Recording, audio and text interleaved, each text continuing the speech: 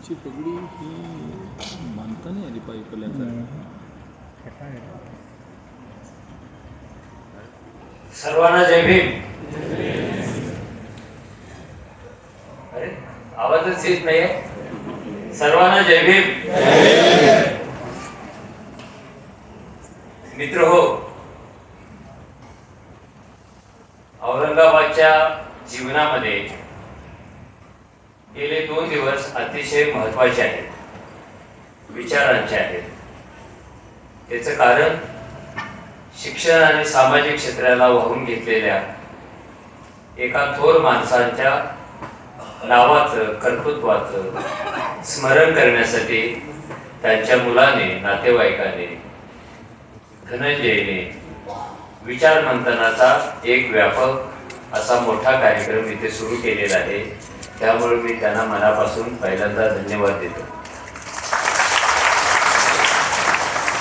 आपल्या संस्कृतीमध्ये स्मरणाचे कार्यक्रम वेगळ्या वेगळ्या पद्धतीने होतात. कुणी अन्नदान करतं, कुणी कावळ्याला बोलवतं, कुणी आत्म्याचा जागर करतं आणि अशा पद्धतीने आपली स्मरण यात्रा चालू असते. ती बाजूला ठेवून आपल्या वडिलांनी जे परिवर्तनाचं स्वप्न पाहिलेलं होतं, आपल्या वडिलांनी व्यापक समाजहिताचं जे स्वप्न पाहिलं होतं, त्या स्वप्नाचा रथ अडू नये, त्याला गती देण्याचं काम करायचं असेल तर सर्वात महत्वाची गोष्ट असते ते विचारांचा जागर करणं. म्हणून विचारांना वाहिलेली ही व्याख्यानमाला कालपासून इथे सुरू आहे. मी दिवसभर धनंजयशी बोलत होतो, किंबहुना तो माझ्याशी बोलत होता आणि मला असं आठवलं, ही जी पिढी आहे हे आपल्या वडिलांची परंपरा, वैचारिक परंपरा पुढे नेण्यासाठी वेगळ्या पद्धतीने विचार करते. मी महाराष्ट्रभर फिरतो, मी दिवसाआड कुठेतरी व्याख्यानासाठी उभा असतो, पण माझ्या जीवनामध्ये व्याख्यानाचे असे सुंदर प्रसंग कमी आलेले आहेत. त्यातला हा एक आहे. म्हणूनही मी त्यांच्या नातेवाईकांना धन्यवाद देतो. ही व्याख्यान मला कोणत्या काळात होते आहे हे पण महत्वाचं. त्याला पार्श्वभूमी काय? उभी हयात शिक्षण क्षेत्रात खर्च केलेल्या माणसाच्या नंतर आपलं जे आज समाज जीवन आहे ते समाज जीवन म्हणजे शिक्षण ही विकत घेण्याची एक वस्तू झालेली आहे. ज्याच्या खिशात पैसा असतो तो शिक्षण विकत घेतो आणि ज्याच्या खिशात पैसा नाही त्याला फार फार सरकारी खिचडी, सरकारी गणवेश इथेपर्यंत त्याची मदत जाते.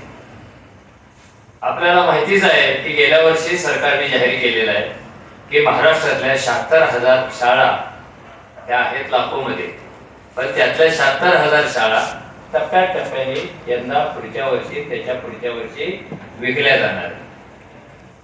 दवाखाने विकले जाणार आहेत, रस्ते अगोदरच विकले गेलेले आहेत, खाणी अगोदरच विकल्या गेलेल्या आहेत. बाबासाहेबांनी आपल्याला जे जे आपल्या कल्याणासाठी म्हणून नोंदवून ठेवलं होतं त्याला सुरुंग लावण्याच्या काळामध्ये ही व्याख्यानमाला होते आहे. अपेक्षा आहे की हे बदलतं जग, हे बदलतं वास्तव आपण सगळे समजून घ्याल आणि आपल्याला जिथे जायचं आहे त्या रस्त्यावर स्पीड ब्रेकर्स कोण करत आहे, कशासाठी करत आहे हे समजून घेतला तर तुमचा पुढचा प्रवास आशादायक आहे. ही व्याख्यानमाला म्हणजे पुढच्या प्रवासाला इंधन देणारी एक उपक्रमशीलता आहे असं मी मानतो. ही पुढे अखंड अशी चालत राहावी. आणि आपल्या सर्वांना माहिती आहे की जगात जेवढ्या जेवढ्या परिवर्तनाच्या क्रांत्या झाल्या, परिवर्तनाचे बदल झाले, ते सगळेच्या सगळे अशा उपक्रमातूनच झाले होते. कोणत्या तरी शिक्षण संस्थेच्या कॅम्पस मधून झाले होते, स्टाफरूम मधून झाले होते, व्याख्यानातून झाले होते. आणि पुढे 10 वर्षांनी जेव्हा आणखी बदललेला समाज असेल तो असं सांगायला लागेल की आपल्या प्रवासाला जे इंधन मिळालेलं आहे ते देणाऱ्या जर 10 गोष्टी असतील तर औरंगाबाद मधली धनंजयनी सुरू केलेली एक व्याख्यानमाला सुद्धा असेल असं तो सांगेल.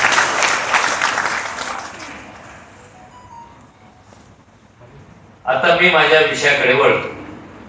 आम्ही भारताचे लोक. मित्र हो, आपल्याला माहिती आहे की आपला हिंदू समाज, आता आपला बौद्ध समाज आहे, पण बौद्ध होण्यापर्यंतचा हिंदू समाज, ज्या समाजामध्ये आपण राहत होतो, हा समाज वर्षानुवर्षे हातात काय घेऊन प्रवास करत होता असा जर प्रश्न विचारला तर त्याचं उत्तर येतं की हा सगळा समाज दैववादी होता आणि सटवीनं लिहिलेल्या भविष्यावर तो चालत होता. ही सटवी कोण? जिला कधीच नवरा मिळाला नाही ती सटवी. ही सटवी इथे जन्माला येणाऱ्या प्रत्येकाचं भविष्य लिहित होती आणि ते भविष्य तंतोतंत खरं ठरायचं म्हणून सगळे लोक तिनं सांगितलेल्या भविष्यावर प्रवास करायचे. अजून पण आपण म्हणतो नशिबात लिहिलेलं कधी खोटं ठरत नाही. तू दुःखी का? नशिबात लिहिलं. तुला अपघात का झाला? नशिबात लिहिलं. तुला जेवण का नाही मिळालं? नशिबात लिहिलं. तू व्याख्यानाला का आलास? नशिबात लिहिलं. हा दैववादी समाज सटवे नावाच्या शूद्र देवीने तयार केलेला होता आणि ती वर्षानुवर्षे भविष्य काय सांगत होती, जे सगळंच खरं ठरत होतं.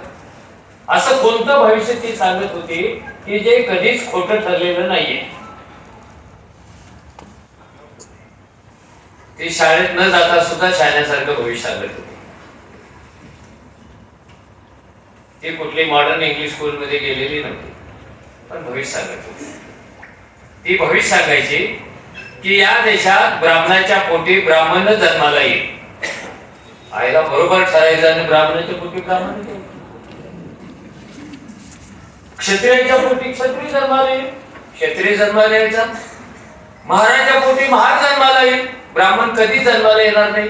महाराच्या पोटी महार, ते खरं ठरत होती आणि तिच्यावर विश्वास ठेवून हा समाजाचा गाडा चाललेला होता.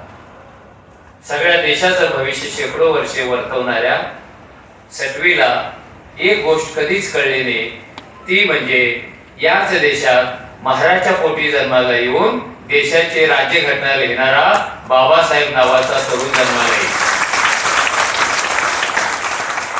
असं भविष्य तिनं कधी सांगितलं नव्हतं. महाराच्या पोटी राज्यघटना लिहिणारा जन्माला येईल असं भविष्य तिनं कधीच सांगितलं नव्हतं आणि जे सांगितलं नव्हतं ते वास्तवात आलं. ते वास्तवात आल्यामुळं सटवीचा मृत्यू झाला.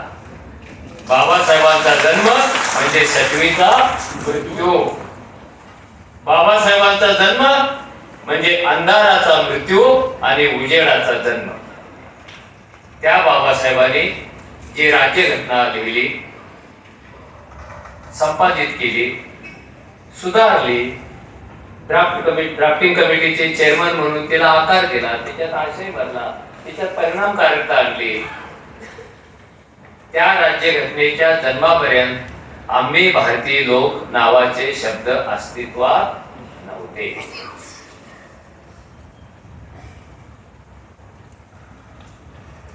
राज्यघटनाच आपल्याला नव्हती. हा एक खरं आहे की बाबासाहेबांची राज्यघटना जन्माला येण्यापूर्वी स्वातंत्र्याच्या अगोदर 10 वर्षे औंध नावाच्या संस्थानामध्ये या देशातली एका छोट्या संस्थानाची राज्यघटना जन्माला आली होती. ते आपल्याला माहिती नसतं. ती का जन्माला आली होती? औंध हे 30-32 खेड्यांचं छोटं संस्थान साताऱ्यातलं. पाण्याचा प्रश्न गंभीर होता, तो वर्षानुवर्षे सुटत नव्हता, म्हणून लोकांनी पहिल्यांदा आपली शक्ती वापरली आणि मोर्चा काढला. तो मोर्चा संस्थानिकाच्या राजवाड्यावर येणार. तेवढ्यात त्या संस्थानिकांनी असं ठरवलं की हा मोर्चा राजवाड्यावर येण्यापूर्वी आपण आपलं संस्थानिक पद सरेंडर करावं आणि ही सत्ता लोकांच्या हातात द्यावी. त्यांनी जाहीर करून टाकलं, तुम्ही मोर्चा काढला हे ठीक आहे, पण मी पाणी देऊ शकत नाही, कारण या भागात पाणीच नाही. तुम्ही मला कर्तव्याची जाणीव करून दिली, आता तुम्ही लोकशक्ती वापरा संस्थानामध्ये स्वातंत्र्याला संस्थानाची स्वतंत्र राज्यघटना लिहा. त्याने आपल्या मुलाला वर्धा आश्रमात गांधींच्याकडे पाठवलं. गांधी वर्ध्यात होते. हा मुलगा बापाचा निरोप घेऊन गेला आणि त्याने सांगितलं की माझ्या बापाने संस्थान लोकांच्या हातात द्यायचं ठरवलं. निवडणुका घेणार आहे, जे निवडून येतील ते कारभार पाहणार आहेत आणि यासाठी आम्हाला राज्यघटनेची अतिशय जरुरी आहे, ती तुम्ही कृपा करून आम्हाला देऊन द्या. आणि महात्मा गांधींनी 11 पानाची एक राज्यघटना अंश संस्थानासाठी लिहून दिली. स्वातंत्र्य मिळायचं होतं, 10 वर्षांनी मिळालं. स्वातंत्र्यानंतर आपली घटना समिती तयार झालेली आहे, राज्यघटना तयार झालेली आहे, ती अंमलात आणलेली आहे. हे जे आम्ही भारतीय लोक आहेत, हे आपल्या प्रियांबलचा प्रारंभ आहे. संविधानात जे प्रियांबल असतं ते त्या प्रियांबलचा प्रारंभ म्हणजे आम्ही भारतीय लोक आहे. खरं म्हणजे जगातल्या बहुतेक राज्यघटनांना प्रियांबल असतंच. अर्पण पत्रिका पण म्हणतो आपण. ही राज्यघटना अर्पण केलेली आहे. भारतातच अशी राज्यघटना अर्पण केली गेली असे काही समजायचं कारण नाही. जगातल्या प्रत्येक राज्यघटना ह्या कुणाला ना कुणाला अर्पण केलेल्याच आहेत. अर्पण पत्रिका अतिशय सुंदर असते, ती त्यागावर भूमिकेवर उभी राहिलेली असते. आणि हे सगळे जे कष्ट आहेत, हे सगळे जे यश आहे, हा सगळा जो आनंद आहे, हा सगळ्या जो देशाचा परिपाक आहे, तो कोणत्या तरी शक्तीला अर्पण करतो आपण. तुम्ही बघा, कोणताही कविता संग्रह, विशेषतः कोणत्याही तरुणाचा जर पहिला कविता संग्रह असेल तर तो उघडल्यानंतर पहिल्या पानावर अर्पण पत्रिका असते. कोणत्याही पुस्तकात असते. तेंडुलकरनं 100वे शतक मारलं तरी तो बायकोला शतक अर्पण करतो, मग आईला करतो, मग देशाला. टप्प्याटप्प्याने तो येतो.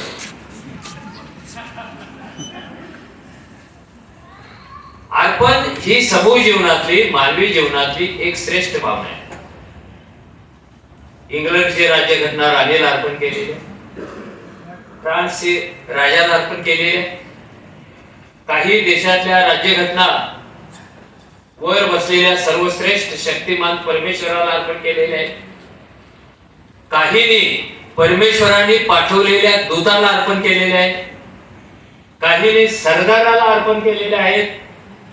या सगळ्या पार्श्वभूमीवर भारताची राज्यघटना, बाबासाहेबांची राज्यघटना, ना कोणत्या राजाला, ना कोणत्या राणीला, ना कोणत्या महाशक्तीला, ना कोणत्या सरदाराला अर्पण केली नसून या देशातल्या फाटक्या तुटक्या सामान्य लढणाऱ्या कष्टकरी माणसाला अर्पण केलेले आहे. म्हणून आम्ही भारताचे लोक पासून सुरुवात होते. हे जे भारताचे लोक राज्यघटना जन्माला येईपर्यंत बहुतेकांचा 7-12च नव्हता. गरजच नाही, कारण ह्यांच्या 7-12वर काही असणारच नाही. आणि ज्या दिवशी घटना लोकांना अर्पण केली गेली त्या दिवशी या देशात तेव्हा असणाऱ्या 36, 70, 80 कोटी लोकांच्या 7-12वर शेत नोंदवलं गेलं नाही, तळ नोंदवलं गेलं नाही, बैल नोंदवला गेला नाही, तर अख्खा भारत देशच त्यांच्या 7-12वर नोंदवला गेला. काल परवापर्यंत हे गुलाम होते, काल परवापर्यंत हे अस्पृश्य होते, काल परवापर्यंत हे वर्णात अडकलेले होते, हे वर्गात अडकलेले होते, हे दुःखात अडकलेले होते, हे सटवीच्या दैववादात अडकलेले होते, हे कोणत्या तरी शापात अडकले होते, हे पूर्वजन्मात पुनर्जन्मात पाप आणि पुण्यात अडकले होते. त्यातून ते मोकळे झाले आणि डायरेक्ट भारताचे मालक झाले. तुमच्या खिशात पैसे असोत नसोत मला माहिती नाही, पण प्रत्येकाने लक्षात ठेवायचं की आपण एका अर्थाने इतके श्रीमंत आहोत, इतका 7-12 आपला समृद्ध आहे, कारण त्या 7-12वर आपल्या मालकीचा देश कोरलेला आहे बाबासाहेबांनी.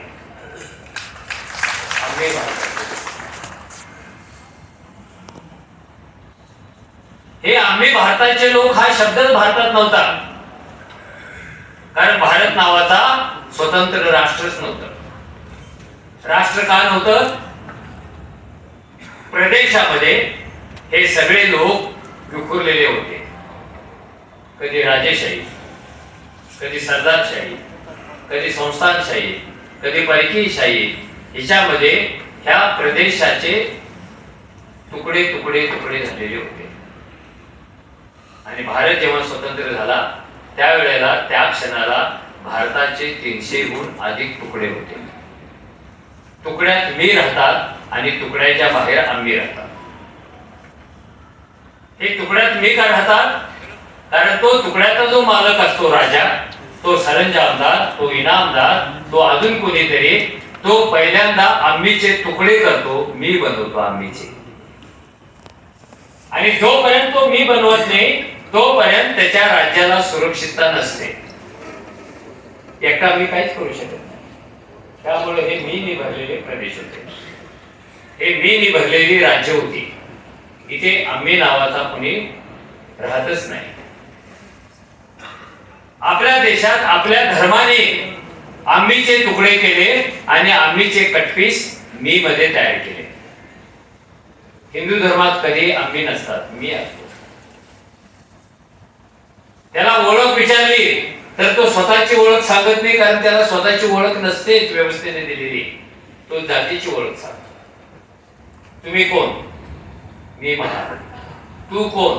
मी चांभार. तुम्ही कोण? मी ढोर, मी ब्राह्मण, मी क्षत्रिय. तो माणूस सांगत नसतो, तर माणसाच्या चेहऱ्यावर वाढलेला, त्याचं आवरण घेऊन जगणारा, त्याचे पुटे घेऊन जगणारा जातीचं नाव सांगत असतो. शेकडो वर्षे आपल्या सगळ्या जातींची आडनावं ही जातवाचक होती. गण्या महार, राणा चांभार, बाळू तेली, अमुक भट. इथे माणसाचं कुठे होतं काय? इथे जाती माणसावर स्वार झालेल्या होत्या आणि त्या बोलत होत्या आणि माणूस मुका होता. तुम्हाला माहिती नाही तुमची आडनावं कशी बदलली. काहींना माहिती असेल, काहींना माहिती नसेल. आमचं दोघांचंच बदलायचं राहून गेलं. प्रारंभ कांबळे, मध्य कांबळे आणि आता शेवट पण कांबळेच व्हायला लागले. पण आमचं आडनाव जातीवाचक नव्हतं, पण आडनाव असं होतं की ते उच्चारल्यामुळे वेगळीच जात सांगायची काही गरजच नव्हती. कोण आहे? उत्तम कांबळे. अच्छा, मार का? हा, ते बदललं कसे?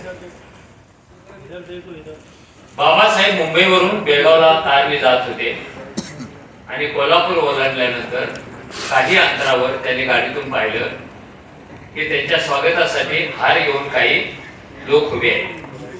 काहींनी अर्ध धोतर नसले, काहींनी चड्डीच घातलेली आहे, काहींना टक्कल पडलेला आहे, काहींनी फेटा बांधलेला आहे. लक्षात येत होतं हे महार चांभार असायला पाहिजे. त्या गर्दीच्या जवळ गेल्यानंतर बाबासाहेबांनी गाडी थांबवली, खाली उतरले. त्यांच्या नावाचा जय जयकार झाला. त्यांना फुलं वाहिली गेली, त्यांच्या गळ्यात हार घालण्यात आले.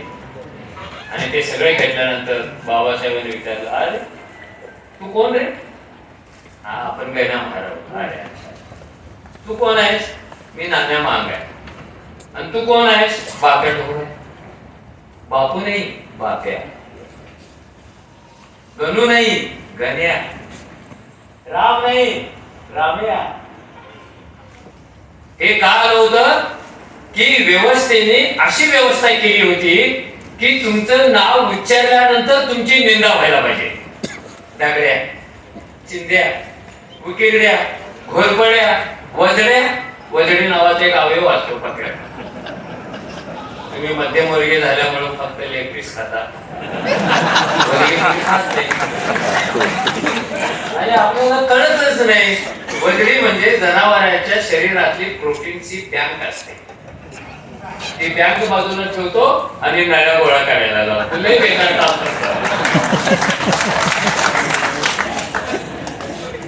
ही वजडी मागायला जातो तेव्हा काकीत माझ्याकडे बघतो, साहेब गाडीतून आला ती वजडी.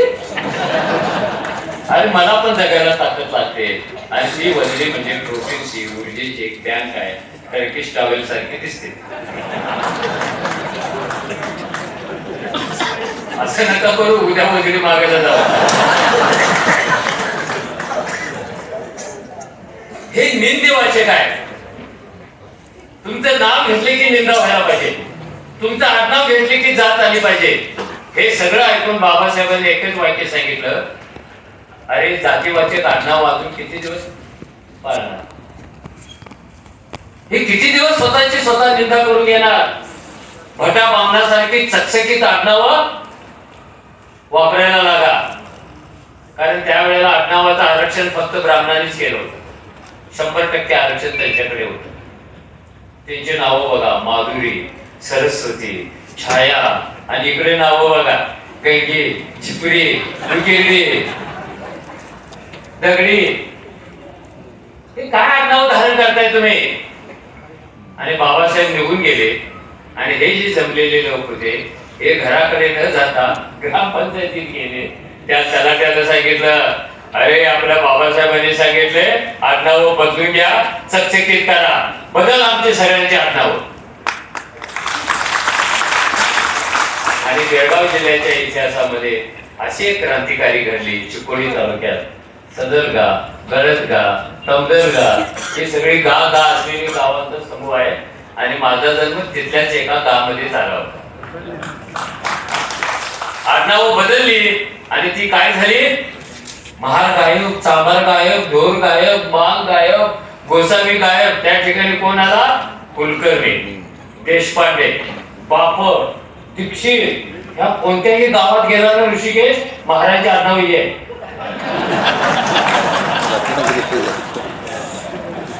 आणि ती लोक शिवाय देऊन सांगतात, तिच्या मायला त्यांची काय मक्तेदारी काय कुलकर्णी, आपण पण कुलकर्णी लावलं. बाबासाहेबांनी सांगितलं.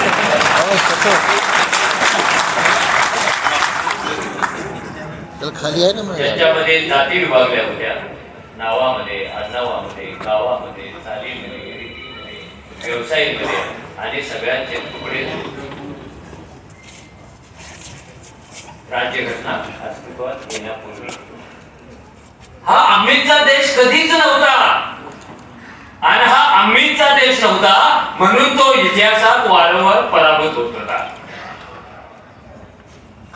जरा सिरियसली घ्या, मी भाषण करायला आलेलो नाही. आणि तुमच्या आनंदासाठी सांगतोय, मला भाषण येत नाही. मला बोलता येतं पण भाषण करता येत नाही. प्रयत्न करेन मी कधीतरी एकदा भाषण शिकून येईन. मी जे करतोय त्याला भाषण म्हणू नका.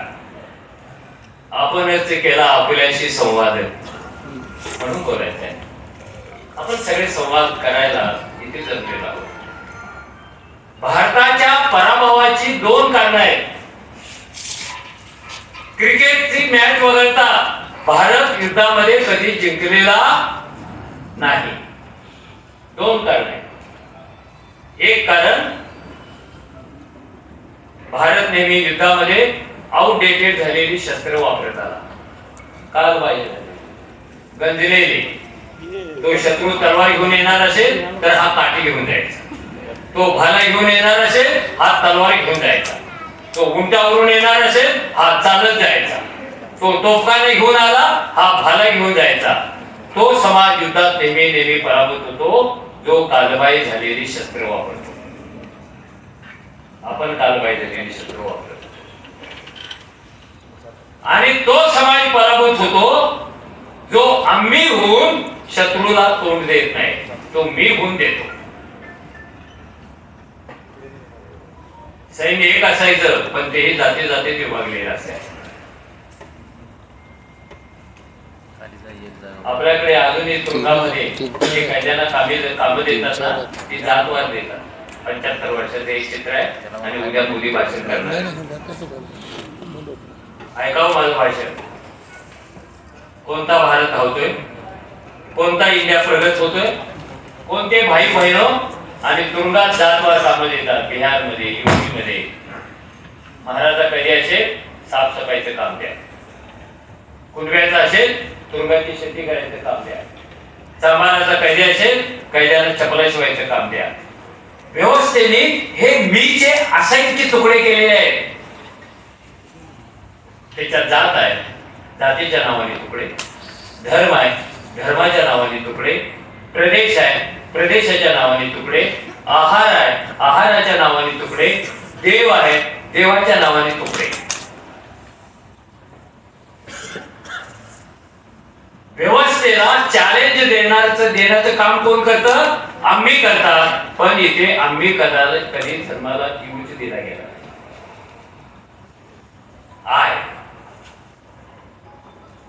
We were upset.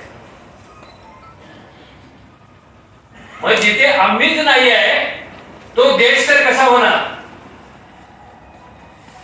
देश कधी आकाशातून पडत नाही. देश कधी जमिनीचं पोट फाडून येत नाही.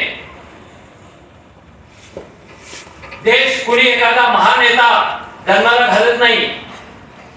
आणि विशेष म्हणजे मी नावाचा कोणताही तुकडा देश जन्माला घालू शकत नाही. देश कोण जन्माला घालतो? देश जन्माला येण्याचं पहिलं स्वप्न आम्हीच्या स्वप्नामध्ये येतं, झोपेत येतं. आम्ही स्वप्न पाहतात. Yes, we want a country, nation. We want freedom. Yes, we want motherland. हे स्वप्न कोण बघतं? आम्ही बघतात. आणि आम्हीच्या स्वप्नांना आकार देण्याचं काम महापुरुष करतात. आणि त्यांच्या प्रयत्नातून आम्ही जन्माला येतात, राष्ट्र जन्माला येतात. त्यामुळे तुम्ही स्वतःला असं कमीपणा वगैरे कधीच मानायचं नाही. अट काय? तुम्ही आम्ही व्हायला पाहिजे. मी झाला काहीच करू शकत नाही. आम्ही झाला जगातल्या सगळ्या गोष्टी तुम्ही करू शकता. मी आणि आम्ही. हे आम्ही